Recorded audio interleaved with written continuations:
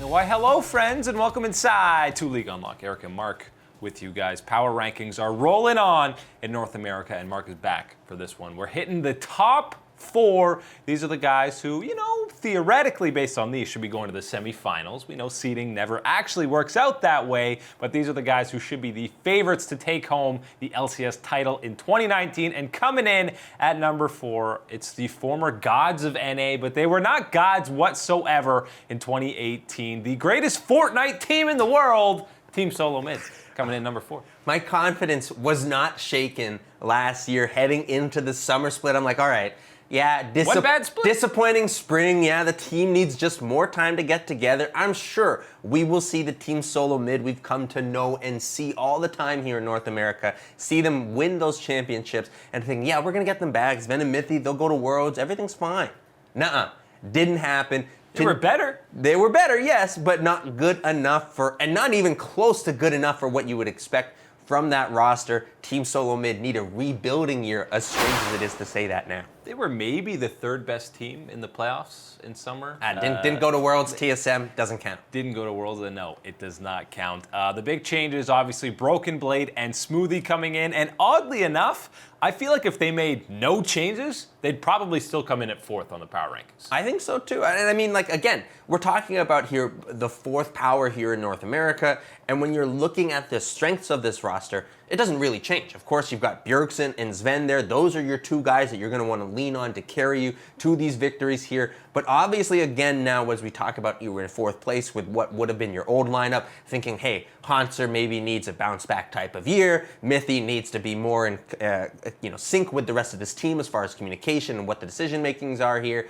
But no, with this team, with BrokenBlade in the top lane coming over from the TCL, Smoothie coming over from Echo Fox, and sticking with Grig as your jungler there, those other 3 players rounding out the rest of your roster, this is the Team SoloMid that has a chance to be one of that top level, the king of NA here, but I don't have enough confidence in this roster right now to say it. Yeah, I mean, the question mark is how much are they actually going to play around BrokenBlade, because when they were finally looking good towards the end of the regular season, it was Bjergsen playing these assassins to LeBlanc. Obviously, the Akali game against TL, everyone loves because he got 13 kills or whatever it was. But clearly, he can still play those assassins, and he can still carry, as much as it's memed about that all this TSM roster issue was Bjergsen's fault. Maybe it's always him. He's the only consistent on the squad that can't get out of groups at Worlds. Well, now they can't get out of North America, so that's a bigger issue. Yeah, now they need to solve that one, but I think it's important to remember here that if you look back on the meta that we had at Worlds and what was competitive then, a lot of the times you'd have to think that, yeah, someone like Bjergsen with his champion pool and his skill level would have excelled at that level on the world stage this past year, wasn't there due to not having that success domestically, something that you would have taken for granted as a Team SoloMid fan in the past.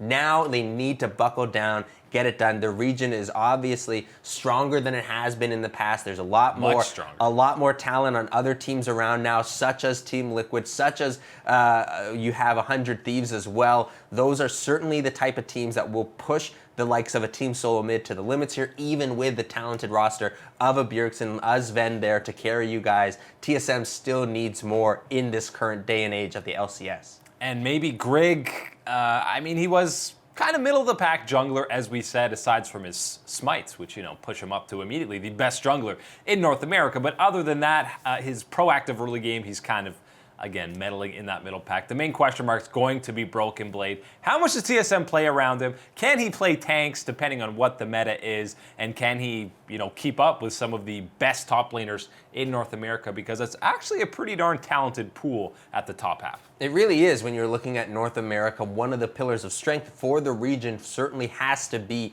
the top lane and how solid a lot of these players are, the pressure that they're able to absorb, and then as well how much that they can split push later on into some of these games. And I think when you're talking about BrokenBlade and what he brings to TSM and how is he different from the likes of a Hanser, I think that playing those carry champions in the top lane, I think BrokenBlade has a little bit more of a higher skill cap in that type of level of flexing on there. I think he will be able to do that for Team SoloMid. And again, the tank play, everyone questions it. he will be good enough on those tanks. Did well enough during the winter split, the spring split in Turkey, playing those tanks that he had to play during the meta time. I think that Team SoloMid fans will be quite happy with their new top laner. He just doesn't need to practice them in solo queue. Yeah, no. He's so good. Lame. But 2018, it was hard to pinpoint what the main issue was for TSM. They're bringing in a new coaching staff. Lustboy staying on, but Song is out, and Zeke's coming in from CLG. Not having that communication barrier, language barrier issue should be huge for that coaching staff. Yeah, this will be a great thing here, as we talked about with Team SoloMid in the past, is that with Song and Lustboy, yes,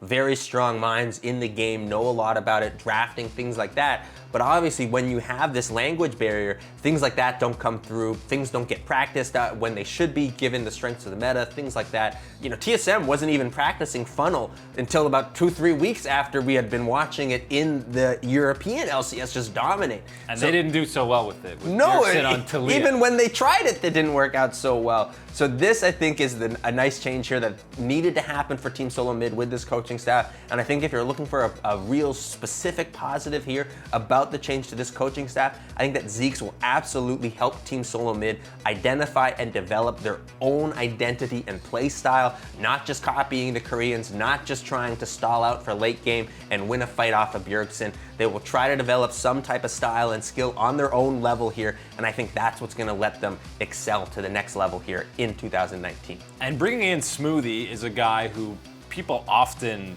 almost had it as a negative on Cloud9, that he was far and away the most vocal member and was the main shot caller, and sometimes it wasn't great having that one voice. I think that's something that TSM almost needs, because there were too many people half-heartedly talking about where to go. And if you have Smoothie and Greg, who we've heard is one of the most vocal members on TSM, having your jungle and support as the main shot callers, we've seen that's often a key to success. Right, and you mentioned the likes of Greg. They're staying on as a starting jungler for Team SoloMid. I think this is actually a very important decision for this roster to keep him as the starting jungler for them. Yes, the likes of Dardoch, the big fish was out there type of things. Rush, if you're going to go for an import. Peanut even, things like that. Got a Cadian. Those rumors have been tied in there. And I think that when you're looking at the likes of Greg starting out here, yes, very middle tier type of jungler, but I think he's shown us enough in solo queue to say that, hey, there might be a little bit more here to his playstyle that could possibly develop, give him more time, and it seems that Team SoloMid's roster trusts him enough to do so, so I think we should show a little bit more faith. And it's not out of the question that you might see Acadian get some LCS games if Greg struggles at any point, but I think he'll have a pretty decent year on TSM. They're coming in at number 4 on our preseason power rankings.